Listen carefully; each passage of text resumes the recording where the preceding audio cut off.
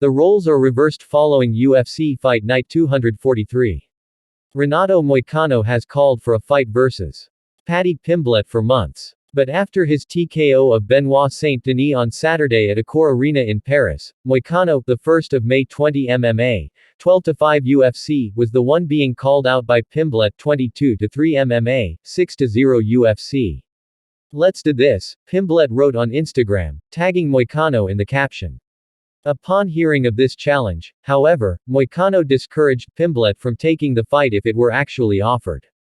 "Please don't accept the fight," Moicano said at a post-fight news conference. "I'm going to hurt you. I'm going to elbow your skull."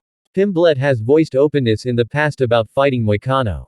But as one of the most called-out fighters in the UFC today, he's seldom called for matchups himself. Saturday was a rarity in that regard, and Moicano hopes to capitalize to the maximum, possibly with a coaching gig on The Ultimate Fighter. "I think it's going to be a huge exposure," Moicano said. "Right now, I'm looking for exposure. I'm looking for cameras because I've been in the UFC for 10 years. This year will be 10 years. 3 years ago, nobody knew me. Nobody knew me, and I always work hard. I always have put in the work. But it doesn't matter if you're the best fighter in the world, nobody knows. I want more cameras. I want more people talking about my name in MMA because that way I can bring more attention, and I can make my case to fight for the belt eventually." Pimblett isn't the only one on Moicano's radar, though. Before Pimblett's name was brought up, Moicano mentioned Dan Hooker as easy money. Regardless of who's next, Moicano wants to be taken seriously. He's won 4 in a row, but Moicano said his momentum carries back further than that.